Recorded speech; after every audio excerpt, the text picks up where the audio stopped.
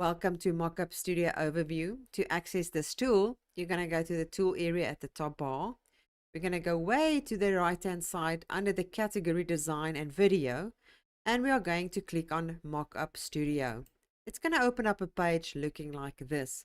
Mockup Studio is unique because you would be able to customize many different kinds of objects. We've got customization, we've got books, boxes, electronics, and if you click on more, you will see multiple different other mockups that you can create it. If you've already created a few, you would be able to find them under My Mockup on the left hand side right here. Now, to create a mockup is easy. You're going to find the one that you want to work with. And for an example, we've got the box rotation animation right here. It will give you the specifications of the size of the image or the video before you upload. And to do that, once you've created it, you're just going to click on select. You're going to follow the instructions that they give you. And then once it's all ready, you will be able to download it and use it anywhere in your designs or on your website.